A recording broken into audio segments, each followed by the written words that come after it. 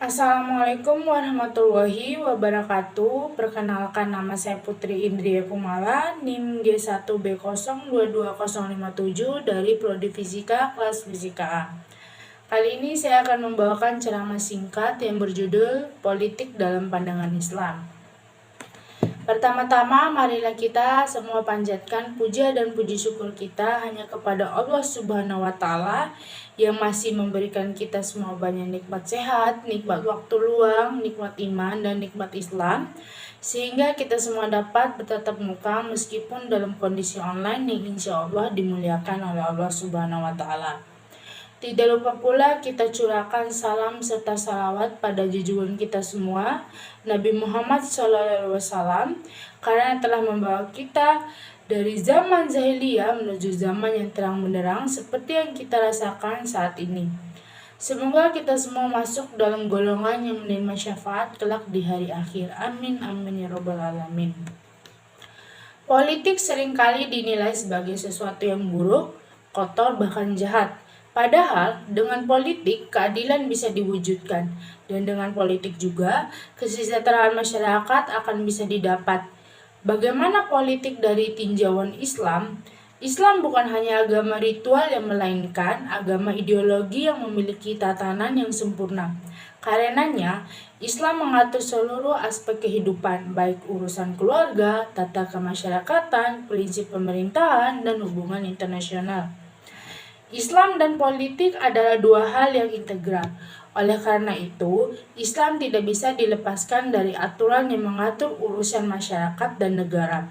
Sebab, Islam bukanlah agama yang mengatur ibadah secara individu saja. Namun, Islam juga mengajarkan bagaimana bentuk kepedulian kaum muslimin dengan segala urusan umat yang menyangkut kepentingan dan kemaslahatan mereka. Mengetahui apa yang diberlakukan penguasa terhadap rakyat serta menjadi pencegah adanya kezaliman oleh penguasa. Apakah di zaman Rasulullah dan para sahabat pun berpolitik? Rasulullah pernah bersabda, "Barang siapa di pagi hari perhatiannya kepada selain Allah, maka Allah akan berlepas dari orang itu. Dan barang siapa di pagi hari tidak memperhatikan kepentingan kaum muslim, maka ia tidak termasuk golongan mereka, itu kaum muslim." Adapun dalam sejarah perjuangan para sahabat, terdapat bukti-bukti yang menunjukkan bahwasannya agama Islam memang memiliki otoritas terhadap politik. Salah satunya yang menjadi bukti sejarah berpolitik pada masa itu adalah ketika mengangkat seorang khalifah atau kepala negara pengganti Rasulullah SAW. Islam juga menyebut politik dengan istilah syiasah. Jika yang dimaksud politik adalah syiasah mengatur segenap urusan umat, maka Islam sangat menekankan pentingnya syiasah. Bahkan, Islam sangat mencela orang-orang yang tidak mau tahu terhadap urusan umat. Tetapi, jika syiasah diartikan sebagai orientasi kekuasaan, maka sesungguhnya Islam memandang kekuasaan hanya sebagai sarana menyempurnakan pengabdian kepada Allah. Tapi, Islam hanya menjadi sarana dalam masalah kekuasaan. Sebagai orang yang seringkali menilai istilah politik Islam diartikan sebagai politik, menurut perspektif Islam, hal itu sebagai bentuk kewajaran. Karena dalam dunia nyata kita selalu disuguhkan praktik politik yang kurang atau sama sekali menyimpang dari ajaran Islam. Sehingga muncul pertanyaan, apakah politik Islam itu ada? Apakah Islam punya konsep khusus tentang politik yang berbeda dengan konsep politik pada umumnya?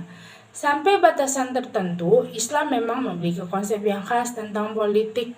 Akan tetapi, tentu saja Islam tetap terbuka terhadap berbagai konsep politik yang senantiasa muncul untuk kemudian bisa melengkapi konsep yang sudah ada. Sepanjang tidak bertentangan dengan konsep Islam yang sudah ada, sifat terbuka Islam dalam masalah politik itu tidak terlepas dari kenyataan bahwa Islam tidak menetapkan konsep politik secara amat atau rinci. Tetapi, politik bukanlah satu-satunya corak yang dimiliki oleh Islam. Sebab, jika Islam hanya bercorak politik tanpa ada yang seharusnya ada, maka Islam yang demikian ialah Islam yang parsial. Adapun bunyi surah dalam Al-Quran yang berkaitan dengan politik, yaitu surat Al-Baqarah ayat ke-30 yang berbunyi, Wa iza qala rabbuka lil malaikati inni zailun fil ardi khalifah qalu attazalul fiha may qalu attaz'alu fiha ma yufsidu fiha wa yufsikun dima wa nahnu nussabihu bihamdika wa nuqaddisu qala inni a'lamu ma la ta'lamun, yang berbunyi, ingatlah ketika Tuhanmu berfirman kepada para malaikat, sesungguhnya aku hendak menjadikan seorang khalifah di muka bumi. Mereka berkata, mengapa engkau hendak menjadikan khalifah di bumi ini orang yang akan membuat kerusakan padanya dan menumpahkan darah? Padahal kami senantiasa bertasbih dengan memuji engkau dan mensucikan engkau. Tuhan berfirman, sesungguhnya aku mengetahui apa yang tidak kamu ketahui. Maksud dari surat Al-Baqarah ayat 30 di atas adalah Allah Subhanahu wa Ta'ala memberitahukan bahwa Dia telah berfirman kepada para malaikat bahwasannya Dia akan menciptakan manusia untuk ditempatkan di muka bumi secara silih berganti. Tugas utama mereka adalah memakmurkan bumi atas dasar ketaatan kepada Allah. Lalu para malaikat bertanya kepada Tuhan. Mereka dengan maksud meminta bimbingan dan penjelasan tentang hikmah di balik penempatan anak cucu Adam alaihissalam sebagai khalifah di muka bumi. Sedangkan mereka akan membuat kerusakan di sana dan menumpahkan darah secara semena-mena. Para malaikat itu mengatakan, sementara kami ini senantiasa patuh kepadamu, mensucikanmu, kami tidak pernah letih dalam melakukan hal itu.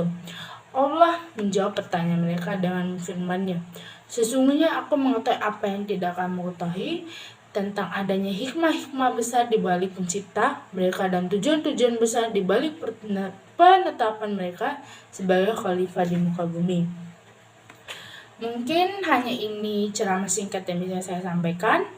Lebih dan kurangnya saya mohon maaf. Apabila ada kata atau kalimat yang menyinggung dan tidak mengenakan untuk didengar, karena saya adalah manusia yang tidak luput dari dosa dan kesalahan. Sekian yang bisa saya sampaikan. Lebih dan kurangnya saya kembali mohon maaf.